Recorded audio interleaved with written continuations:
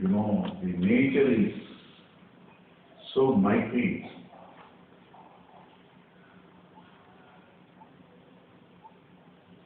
The winter, the extreme summer, if man is exposed to those climatic conditions of extreme summer and extreme winter, he will not survive. But he is surviving because he knows how to manage, how to protect himself from those climatic conditions. Animals don't have that problem because God has made them according to those climatic conditions. In Himalaya, sheep all have wool because they need that covering. They don't have that problem. We have that problem. Why? Because he says, they need my help. You don't need my help because you are me. You have all the potentialities that I have. I am in you. Therefore, you can create yourself. And this man, relatively, nobody compared to a tiger or a lion or an elephant, or the ferocious nature, controls nature, animals like tiger, lion, elephant, everything, by the power of his intelligence, by the power of his intelligence, thinking. That is the superiority of man. It is because of this intelligence today, we have so many comforts in life. Life has become so fast and reasonably comfortable today. We have several things to help us, all because of knowledge. All because of knowledge.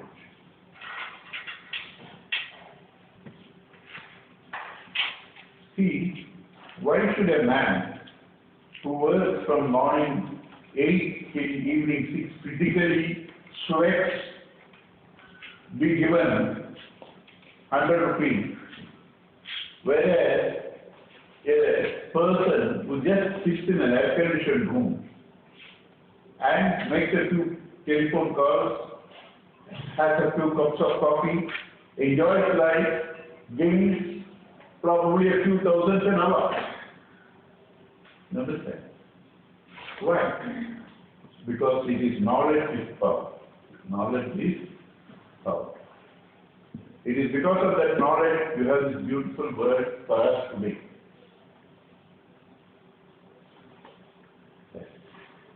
But our knowledge has become lopsided. It is only one-sided.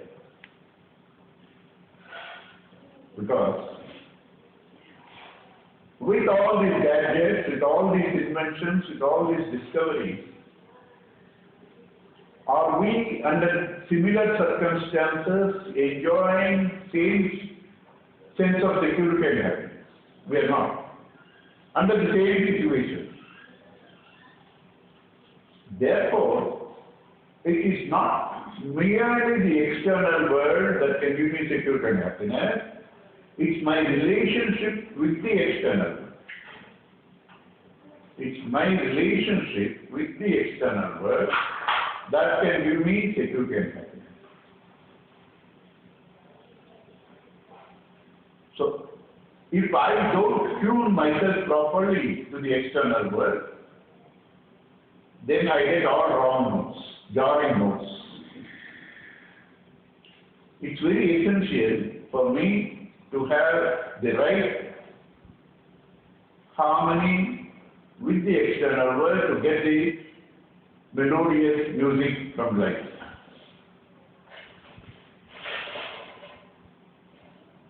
Without this adjustment, merely having things do not help us. Supposing you have a bike which your grandson has come in a hurry, left it on the road, night tired, his straight went to bed. You ask your servant to keep it in the garage. When he tries to move it, he comes under the bike because the servant doesn't know how to handle it. The servant doesn't know how to handle it. Right? And he suffers. Whereas your grandson does all gymnastics with that. Right? So it is the knowledge that gives you the capacity to maneuver all situations in life. So here, the knowledge of the external world we all have, but we do not know what makes, under similar situations, somebody react happily, somebody react sorrowful. What is the difference between the two different reactions under the same situation? We have not inquired. We have not inquired. Music is music for anybody, right? But some can enjoy a particular type of music, some cannot stand it. But rarely there are some specimens who will not enjoy music at all. That is the rare thing. Right? We are not talking about them. Even among people who enjoy music, right? Some will enjoy some type of music, some will enjoy the other type of music. So if the thing alone has the capacity to give you happiness, it must give the same to all. How can it differ? It has a capacity to give happiness. It must give to all same happiness. Not only that, even the same object doesn't give us all the time same happiness.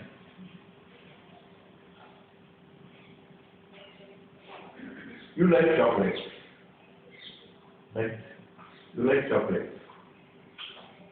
So a friend of yours has brought imported chocolate, entered into the house, and he sees that there is a gloomy atmosphere in the house because there is a calamity. At that time, will you like chocolate? You enjoy chocolate, you love chocolate. But at that time, you don't care for them. You don't enjoy it. So, one, from person to person, the happiness differs with the same object. Two, even for the same person, under different conditions, he is happy or sorrow with the same object. It changes.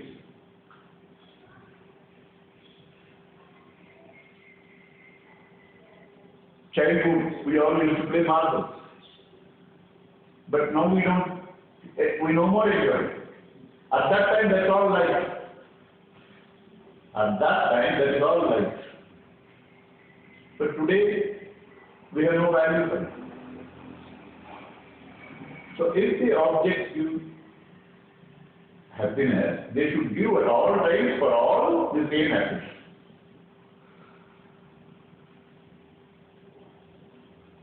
Somebody cannot live without coffee. There may be some who cannot take coffee at all. Even girls, a Brahmin house, I know our friends, they go to 5-star dinner, pay 1,500 rupees per plate, but by chance there is no daisal, the people are not happy. It should end up with daisal. Yes, there should be, even thyroid they are not happy. There should be daisal. That being the case, in the same houses, I know a rare one or two people who can't even sit by the side of people eating with curds. They can't stand it. So what makes this difference? We never inquired that, We only try to beautify the external world. We only try to beautify the external world without trying to inquire what makes the difference between the person that enjoys or that suffers with the same object.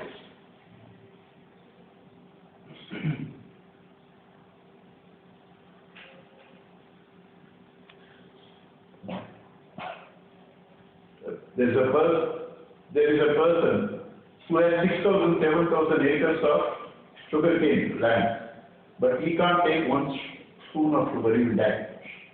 Doctors have said, extreme case of diabetes, you can't take it. He has 6,000, 7,000 acres of sugarcane. He can't take it. Right? and the whole house is air conditioned, but some cannot live under air conditioned houses because they have some physical problems. They have some physical problems. Today, we can't think of, because of the pollution, going in cars which are not air conditioned, pollution. But some cannot, they have to open their windows, they have to put off the AC. So, without trying to understand the subjective phenomena, merely trying to take care of the external world is lopsided development. Is lopsided development. Therefore, it is necessary for me also to understand under what situations, with what things I will be happy, with what things, under what situations I will not be happy. Because physically all of us are sick. Therefore, there is something other than the seen physical appearances that react differently to different things. That react differently to different things.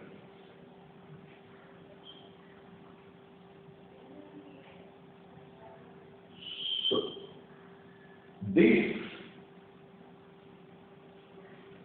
without this inquiry, man has always been an incomplete person.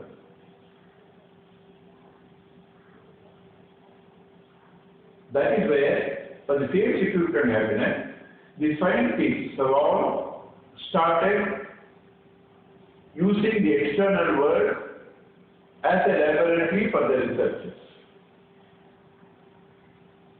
The rishis, having visualized that the external world can only give finite security and happiness, try to explore the human personality to see what are all the various factors in a man that makes him react differently. Their field of observation and analysis was the subjective personality. Then they found that man, even though he appears as one, he has different dimensions in him. He has different dimensions in him.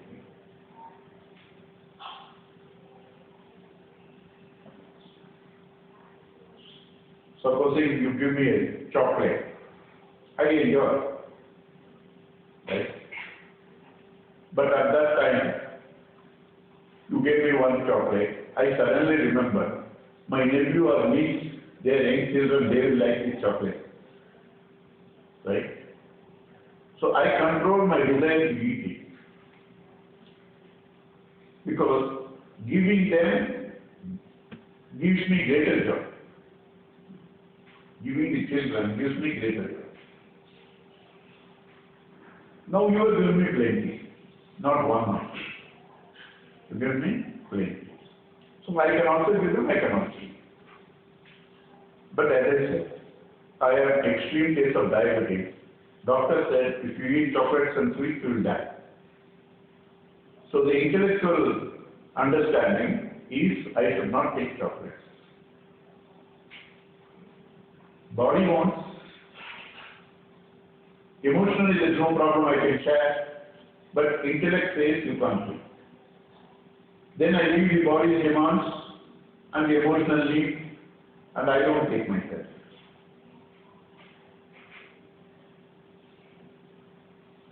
Right? So, as though we appear as one, in us there are three different entities reacting differently for the same object. Body demanding the chocolate. Emotionally, sometimes you can take it, sometimes you won't take it. Or if it is given with love, you will take it. Or they say after the class, supposing Ramesh says, I have some sweets there, whoever wants take it. Nobody will go there. There are some sweets there, whoever wants take it. Nobody will. It should be given with love. Right? So emotionally hurt you won't be. And both satisfied, intellectually you are convinced you should not take it, you won't take it. Therefore, we have to see and understand our own personality before you try to create a relationship with the external world. Unless both are in harmony, you won't get the right message. Beautiful vehicle, but I don't know to drive. What will I do? I will meet with an accident. The whole external world is a beautiful vehicle, but I don't know to drive the external world. Therefore, we are meeting continuously with calamity. Continuously we are meeting with calamity. The world should be beautiful. You should be beautiful. There should be a beautiful harmony between both of you. Then only life is full. World should be beautiful. You should be beautiful. And the relationship should be beautiful. There should be an excellent harmony. If one of these is missing, that life cannot be complete. That life cannot be complete. And normally, most of us are only interested in developing the external world, ignoring the subjective world and trying to bring a harmony with the external world. See how much of beauty harmony God has created. You need oxygen. The trees give you oxygen. And the carbon dioxide that you leave, if it is left in the atmosphere, it will kill. The trees absorb it. The trees absorb it. And I said earlier, the harmony. The animals in the Himalayas need wool. He has given them wool. Everywhere in God's creation there is only harmony. But we try to interfere with that because of the intelligence given to us. Anywhere there is a power, that power cannot be one-sided. Any power, with whatever it associates, it creates or destroys. Any power, car, it can take you to destination, it can kill you also. Electricity. The very powers that give us life kill us. Earthquake, floods, fire, stampede, contraction of space, or expansion of space through the explosives. Wind, the very powers that give us life also take away the life.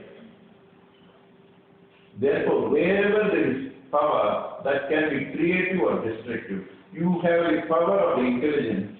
It can be creative or destructive. It can be creative or destructive. So unless you know to use this to harmonize with everything around you, you will only create discordant notes, jarring notes, bringing everywhere only, the loud music that we are all used to today.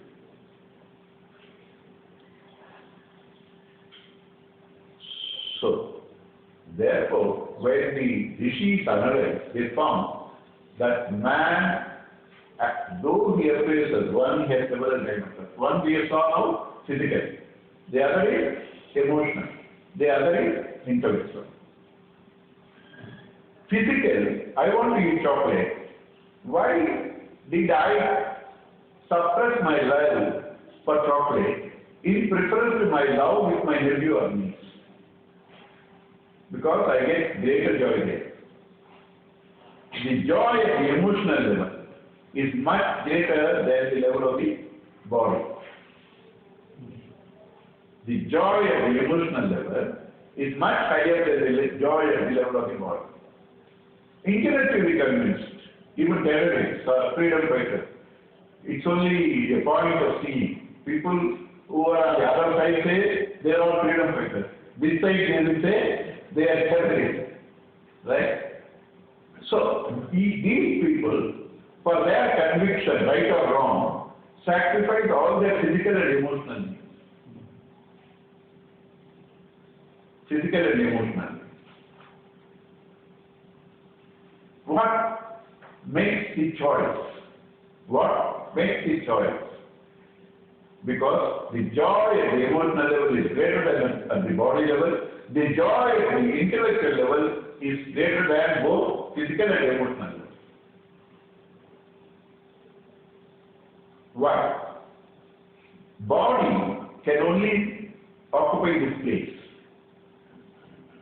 The joy, therefore, is limited to this. How many chocolates I can eat? I cannot eat more than 2 or 3. So the joy is limited to that. And even a glutton cannot eat more than, say, a few ladoos. He cannot be going on eating, even a glutton.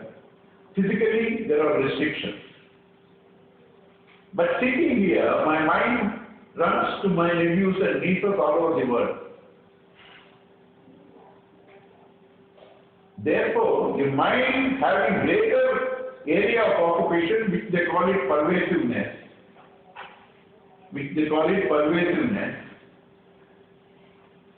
gives you greater happiness. But the mind can only operate in known areas. Intellect can probe into unknown areas also. Is that understood? Mind, emotions can only be with known. But intellect can explore even the unknown things. Therefore, each area of operation is higher than the body and the mind. Therefore, you get greater joy there. What is the logic here? The greater the pervasiveness, the greater the joy. So if my joy has to be complete, full, I should operate or search from a place wherein it is all pervasive. It's everywhere. So in me, I have now found the physical, emotional and the intellectual personality. If there is some element in me which pervades everywhere, if I can only operate from there, I get complete happiness.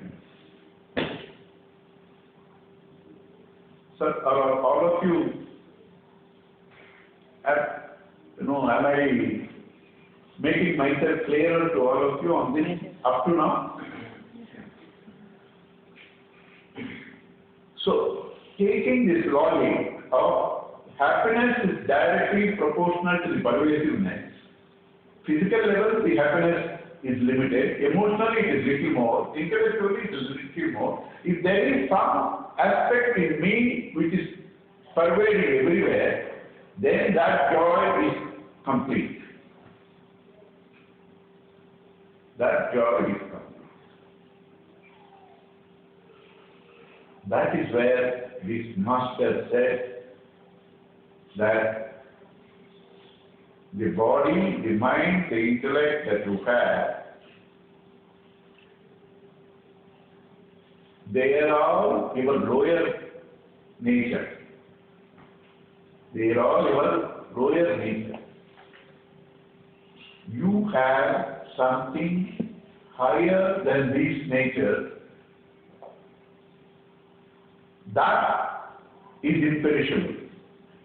That is indivisible. That is infinite.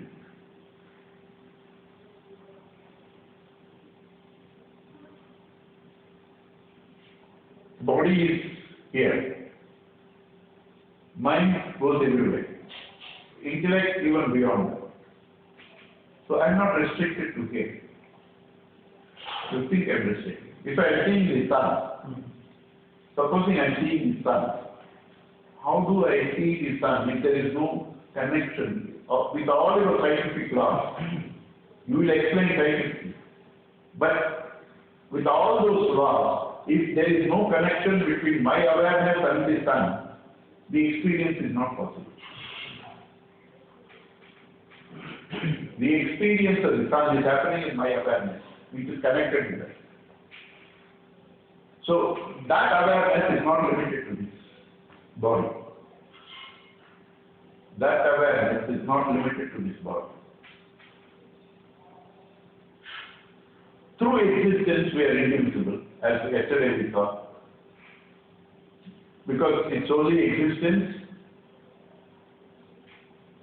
that appears differently with different names and forms. Therefore, in existence, as existence, the divisions are only apparent. And the awareness, see, the existence of this chair, existence of that table differs, but existence doesn't differ. The awareness of this chair, the awareness of the table differs, but the awareness doesn't differ. That is common to all of us.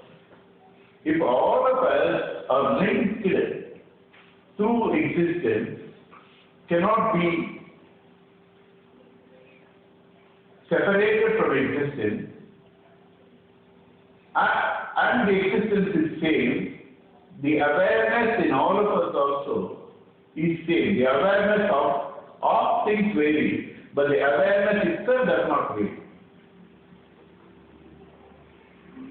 Awareness itself does not vary. The happiness.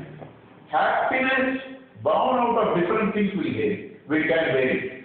But the very happiness, when anybody enjoys, that happiness is same. Like in sleep. Like in sleep. So, we have in us now certain things that are changing. The body is changing, the mind is changing, the intellect is changing. Certain things that are not changing. Existence, awareness, happiness. So, I have two natures in me. One, the changing nature, the other, the changeless nature.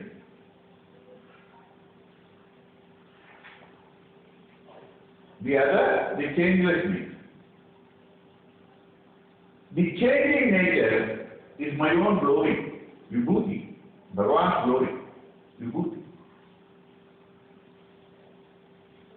And is there anything in the changeless nature other than the changing thing, the waves and the bubbles, add beauty to the ocean? Supposing you go to a beach, if there are no waves and bubbles, it's not such a pleasant sight. It is the waves, the bubbles, and all those things that give you a good sight in the beach. But the waves are worse than that. Bubbles are worse than that. The ocean doesn't have. But is there anything other than the ocean and the waves in the bubbles? So the changing phenomena is nothing but an expression of the changeless. Is nothing but an expression of the changeless. I, the changeless being, expresses myself into the various changing personalities of mind which are subject to becoming. This is the being, that is the becoming. Both are mine. Both are mine. My nature. Like the water and the waves and the bubbles. Water is the changeless. The appearances of different names, the waves and the bubbles, that's also water. There is nothing other than water there. Nothing other than water. When you see water, you don't experience birth and death, consecutively insecurity and sorrow. When you don't see water, you think the appearance of the wave and the bubble is real. You experience The death or birth, that it is not there, and consequent sorrow you experience. So the cause of sorrow is the ignorance of your real being. The cause of sorrow is the ignorance of your real being.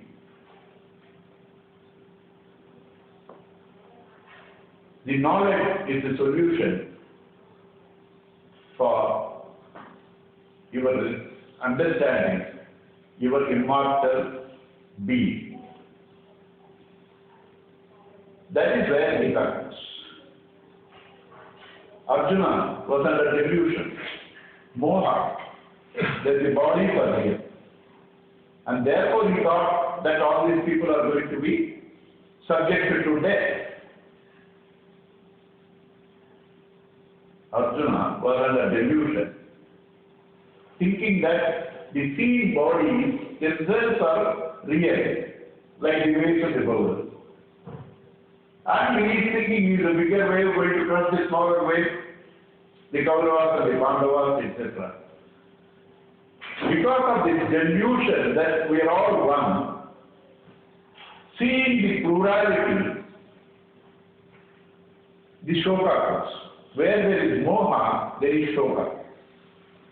Where there is moha, delusion, there is shoka. What is moha? That I am the body, that I am the mind, that I am. True, I am the body, I am the mind, I am the intellect. Like the wave, the ocean can say, I am the wave, I am the bubble. But that's not my ultimate dimension. My ultimate dimension in all of them is the changeless water. Here also, I am the body, I am the mind, I am the intellect, but I am the very existence in them which is not subject to any change. I am the very awareness in them which is not subject to change. So if I can only understand that I have two natures, one, my expressive nature, the other, my changeless nature. My expressive nature and the changeless nature. The gold in all the ornaments doesn't change. But the earring, chain, bangle, they change. Is there anything other than gold in the earring, chain and bangle? Earring is different, chain is different, bangle is different. Their utilities are different.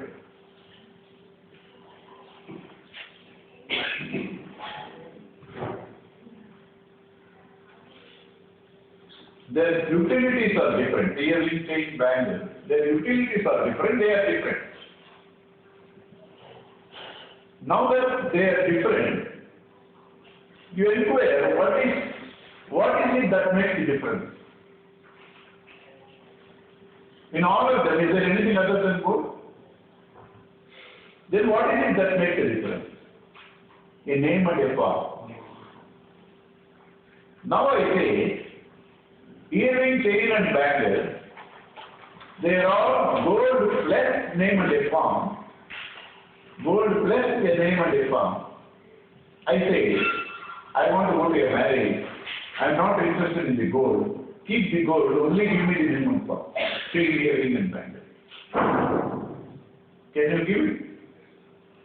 You can't separate. There is, because the name and the form have no other existence other than the one gold. Is there anything other than gold in them? Gold only appears as different. Water only appears as different. The waker only appears as a different Greek word. I alone existence appears as all. Seeing gold, nobody is perfect with the breaking of the chain or the earring. Failing to see gold, you are perfect by breaking.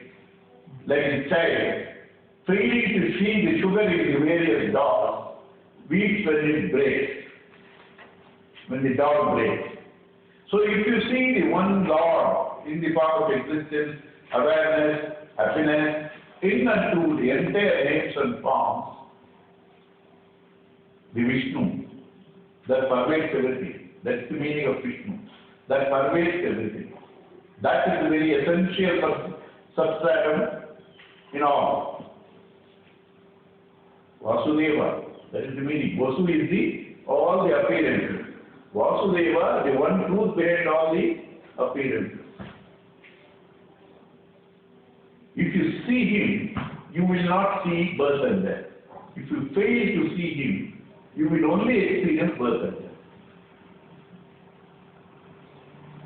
That is the solution given by Sri Krishna to Arjuna in the Gita. He said, your complete input is wrong, data is wrong, and therefore you are experiencing sorrow where there is no sorrow. Your data is wrong. In Mahabharata, who lost the war?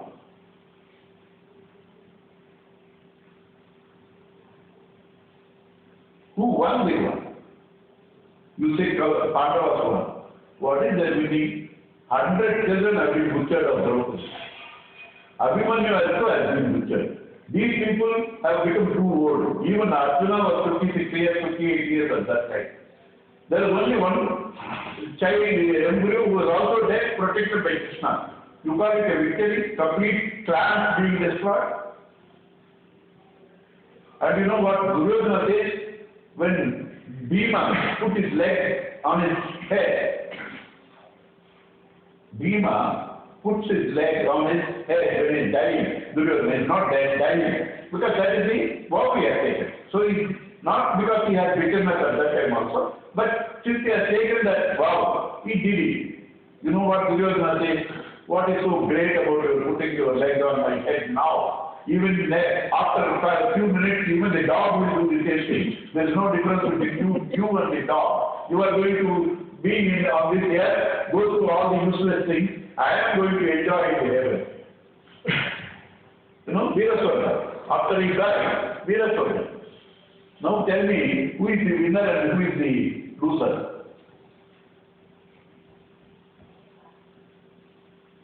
Nobody lost in Mahabharata war because the war was meant for everybody to grow spiritually.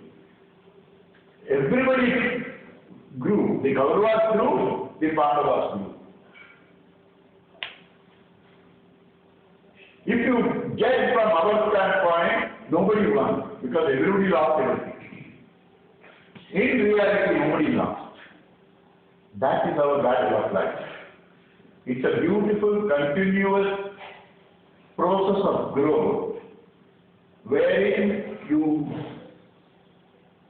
eliminate all the useless things, destroy and create new forms, new dimensions. You don't see the creativity, you see that. Is there any creativity which you have destroyed?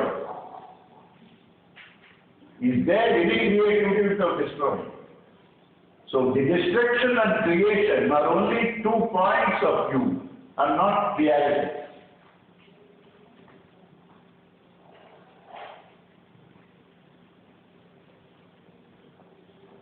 So that is where Krishna says that your shoka has no basis. Ashokya no shokaha tvam prajnavaransya bhashate. Gatasum agatasum na anushurtanti pandita. You are weeping for things that should not be wept for. And you yet talk words of wisdom. You yet talk words of wisdom. Means you are a stupid fellow. Simple language, you are a stupid fellow. Because you are behaving like an ignorant man, talking like a wise man.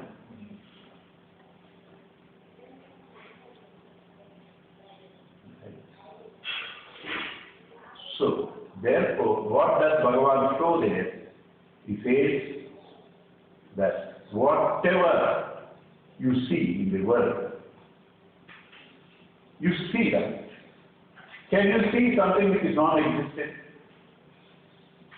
You are seeing. Right?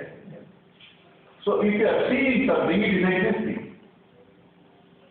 If you are seeing something, which is, therefore it is existing. If it is existing, it cannot become non-existent. So, but you could also see things being non-existent. So, if you are seeing something, it is existing. If you are seeing something, which is, therefore it is existing. If it is existing, it cannot become non-existent. So, but you could also see things being non-existent. So, but you could also see things being non-existent. So, but you could also see things being non-existent. He says, whatever is there, if it cannot become non-existent, if you are seeing non-existent, they were never there. They were never there. The problem is in your perception, not in the thing. Puttaparthi Baba used to say in beautiful words, the problem is in the drishti, not in the srishti. The problem is in the drishti, not in the srishti.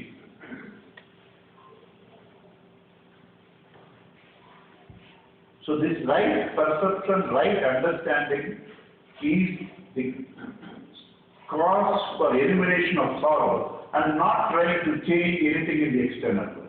You don't have. When you try to change the external world, what are you doing? What are you doing? You are saying, the Lord is unintelligent to give me this word. I have to change it. You are saying, I am more intelligent than him.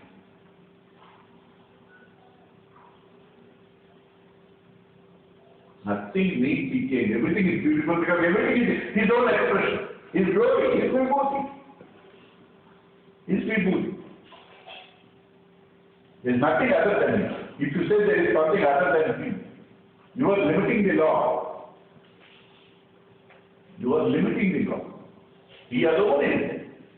If he alone is there, can you and I be different? There is nothing as you and me. It's only he. It's only he. He and he alone. When I recognize myself as he, as the ocean, I have no problem. When I forget to see him in me, think I am the wave of the bubble, I have no escape from sorrow.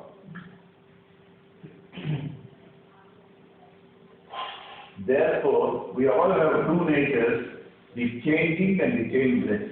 See the changeless in the changing, you are secure. See the changeless in the changing, you are secure.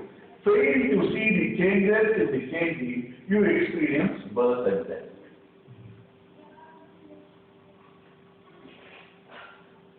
Upanishad beautifully says, Brodharana Upanishad, Yatra na anyat pashyati, na anyat shronoti, na anyat vijanati, tat bhuma, where you don't see anything other than the truth, other than God, other than yourself, other than the one, that is infinite, bhuma. Yovai bhuma, tad amrutam, that is infinite, is immortal. Tat sukham, that alone is happiness. Yatra anyat pashyati, anyat shronoti, anyat vijanati, where you see things differently. Tad alpam, that is finite. If there are different things, there are boundaries, finite. Yet alpam, tad martyam, whatever is finite, that is master. Alpe sukham nasti. In finite things, there is no happiness. And if it is infinite, it can only be one, otherwise it cannot be infinite. If it is infinite, it is there at all times on the top basis. I cannot change it. I need not change it. I only have to recognize it.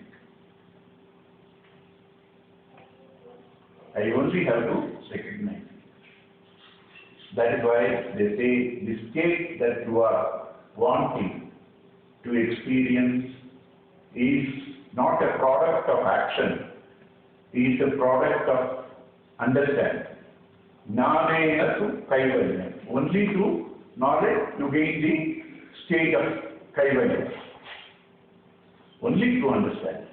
Only through knowledge. So now I have to know myself in this complex entity, what is the real meaning. And then that's not enough. If I see myself here in the seat of meditation, stunning all the other thoughts, I can experience even through kumbhaka, pranayama kumbhaka. I can go to that state where I can detach from all thoughts and experience that consciousness. but that won't do. There, the mind only becomes dark mind. The mind is not lost. Mind will be lost only when I see the one. The plurality is the cause of the mind. The plurality is the cause of the mind. So to see the one, I must be able to see the one in all expressions. So I have to have a knowledge of myself. I have to have a knowledge of the external world. I have to understand the connection between us. This is called meditation. This is called meditation. Rejecting all that is false, accepting what is real. Rejecting the name and the form, hearing, pain and anger, accepting the goal. Rejecting the name and the form, wave and the bubble and the motion, accepting the water. Rejecting the body, mind, intellect, accepting the existence of awareness and happiness. This is called meditation. In this, what is the principle? The principle is that the Lord alone is real. You are that Lord also. There is nothing other than the Lord. If you say, I am a devotee, that means you are still keeping your individuality. To that extent, he becomes less. Because he is not there you are. Can there be anything other than him? He alone is there. Or I alone am. If you understand the I writing, not connected with the body, mind, intellect. You understand the I writing, he alone is there. Or when I know he alone is there, even I become he. So I can say I alone am there. Nothing wrong. Absolutely nothing. From that standpoint. The wave, without realizing that it's nothing but ocean or water, says I alone am there. The wave can never be there. Wave, when it says it shall know that it is the ocean or the water. As a wave, it cannot be there. It has to understand itself. So, you understand. When you understand, there is no difference. There is no difference.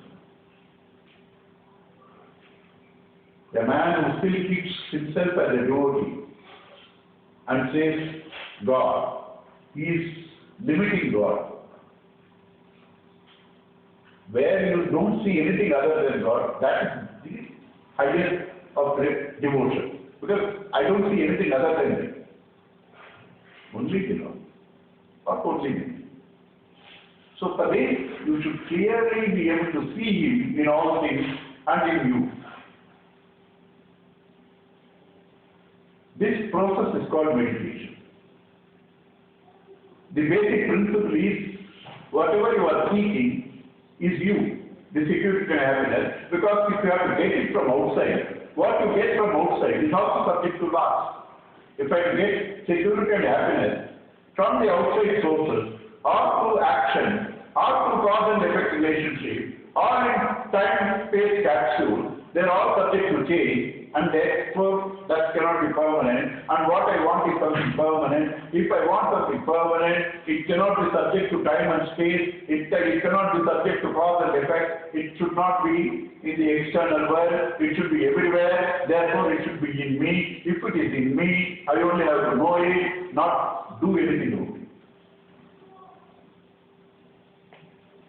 So, giving this knowledge of what you see and what you are. What you see is the field of experience. What you are the seer. You are the seer. Wherein, in the scene also you can see yourself. And you see you are the very material cause of all the scene. Be able to distinguish yourself to be the gold in the ornament, the changeless in the changing. This is called understanding of the changing and the changeless, which is called Kshetra and Kshetrajna. Kshetra and Kshetrajna. Kshetra is field. Whatever I see is Kshetra. I am the seer, I am the Kshetrajna. I am the Kshetrajna. So if I can eliminate all that is seen to be not me, where I cannot eliminate further is me. Where I cannot eliminate further is me. That me is the water in all the waves of the bubble, gold in all the ornaments, existence everywhere. That me is infinite, has no birth and no death. I know that, and thereafter I refuse to think I am the body, mind, and intellect. I cannot meddle with them. They have their prarabdha, let them have it. I have nothing to do with them. I don't want to change them also. I am different. I am different.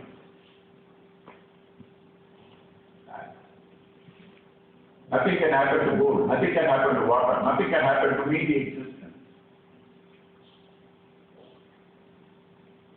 So this understanding of the seeing and to know the seer, through which you will know the God principle in us and establish a relationship in you with God, also simultaneously with the world, because you alone are real thereof.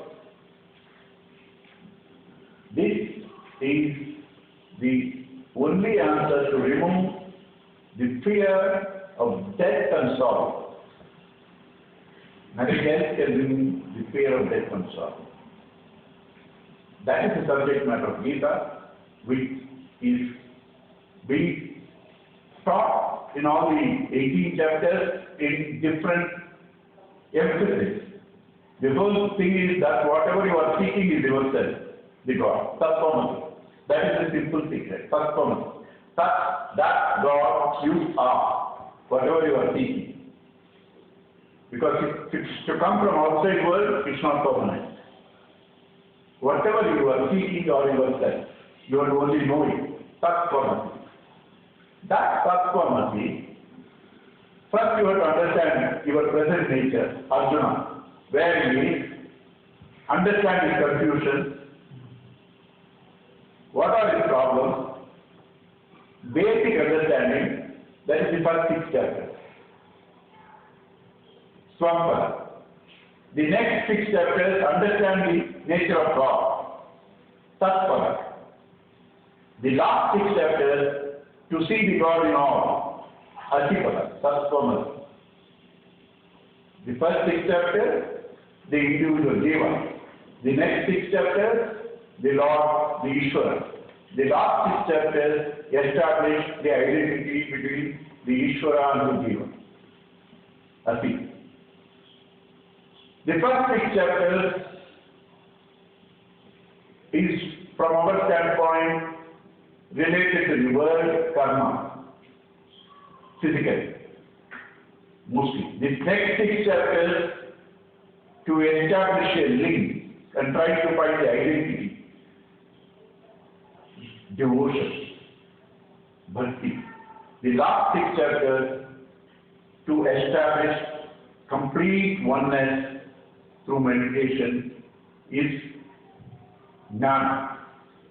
So, from one angle, the first 6 chapters is Jiva, from the next 6 chapters is Tatpada Ishvara, the last 6 chapters is Ati.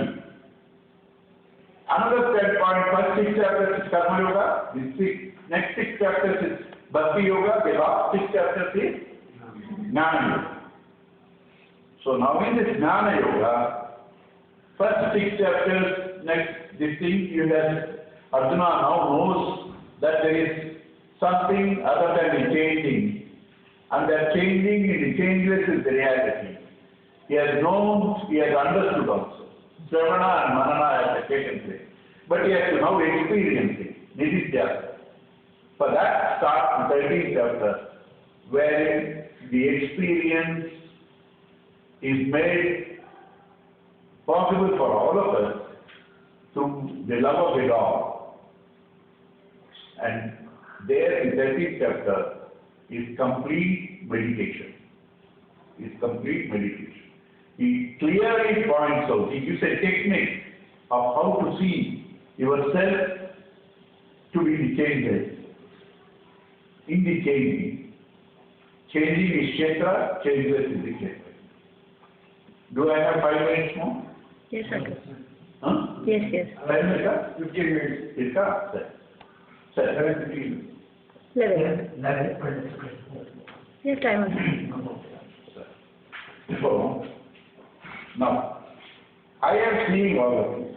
I am seeing several things here. I am seeing the furniture, I am seeing the crockery, I am seeing all of you, different people, electrical gadgets, so many I am seeing. Right? The scene are many. The seer, even if I don't have one eye, the seer is one. You agree? Seen are many. Seer is one. Now, there are several problems in the seen world. Do those problems affect my eye? The seer? Seen are many. Seer is one. The seen world cannot affect the seer. Now my eye is one. It is bright, it is dull, it is blind. Anda, manda, patutvam. Anda, blind. Manda, dull. Patutvam is good, well, strong. My eye is good. Right? Now my eye has different conditions. My eye has different conditions.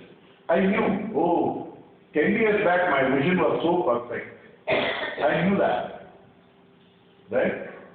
And recently it started deteriorating. Now completely one eye I cannot see. Who sees this health, disease and complete depth of the potential of the eye? The eye cannot see itself. The conditions of the eye are different, but the seer must be only one. Right? And the seen, the defects of the eye cannot affect the seer. Because the seen furniture, the seen this thing, seen all of you, your problems need not affect me. The seer. Seen are many, seer is one. The problems of the seen doesn't affect the seer. The conditions of eye are many. The one who knows them is one. The conditions of the eye need not affect the seer. Who sees? You will say your mind. You will say, my mind sees. The conditions of my mind are also many. Peaceful, angry, agitated, jealous, greedy, all different conditions of my mind. My mind, I see them. My mind, I see them.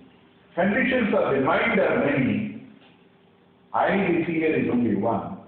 Those conditions need not affect me. The seeing need not affect me. The seer. Right? Now, the whole house, various things, seen are there. I, the seer, was there. I, the seer, became the seen. The mind became the seer. The mind became the seen. I am the seer. Now, can I become the seen? If I have to become the seen, there should be some other seer. Who else is there other than me? I can never become the seen. I am the seer. And the seer is always one.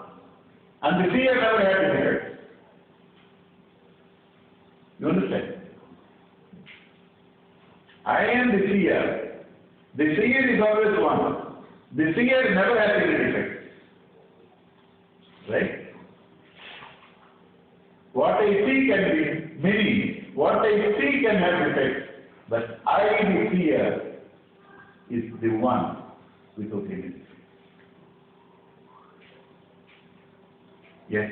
How does this logic help? Dismiss what all you can see and come to a point where you cannot dismiss. Dismiss the room, the object.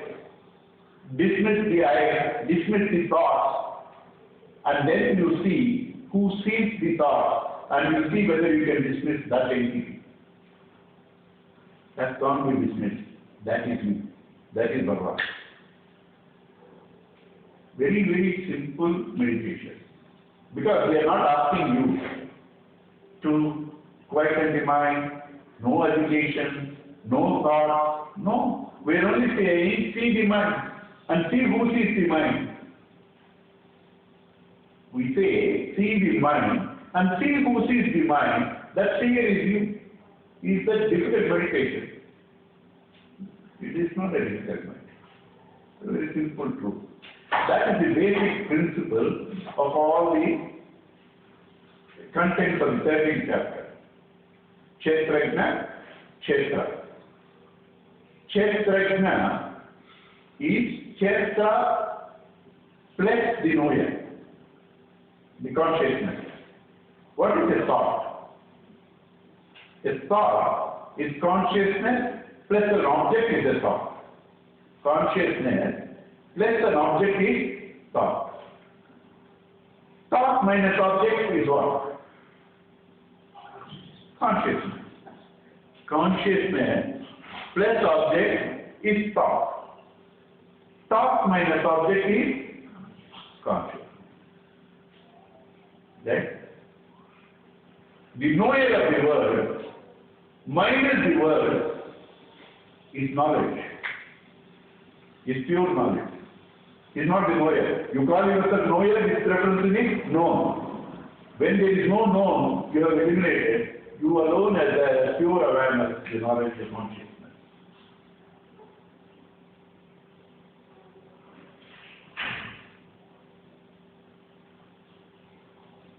If anyone has problem in understanding, at least the last portion you can ask me, I will tell. Because it's not so easy, not so difficult. It's not so difficult, not so easy also. Right? And it's the highest. What I'm talking is the highest. So if you have problem, ask me, because I am interested in your getting the best. If you have no problem, I am happy the Lord has revealed himself to you.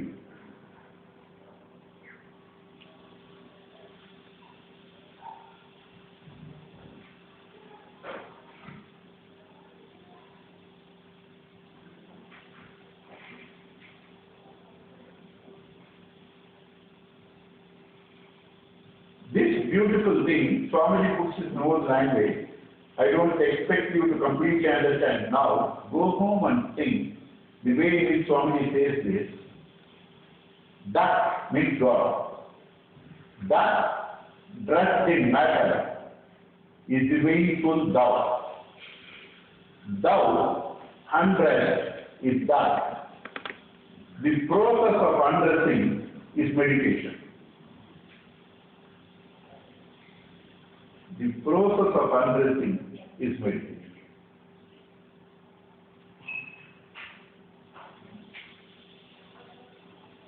It's very beautiful. This chapter is too good. Goes well with Kaivalya because Kaivalya is complete meditation. This is also complete meditation.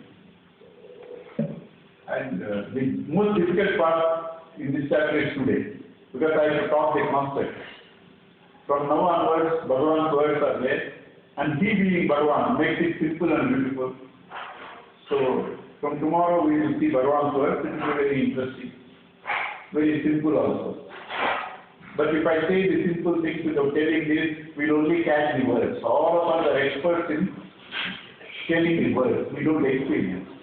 Therefore, deliberately, I go into the difficult portion because you should be able to experience that. Then use the words. Otherwise, you get certain, word and you think you know it. So, though this is difficult, but it will help you in the longer way to experience. So, the first day I have done all the difficult things. From tomorrow it will all be easier and beautiful. You will see the 13th chapter from tomorrow on.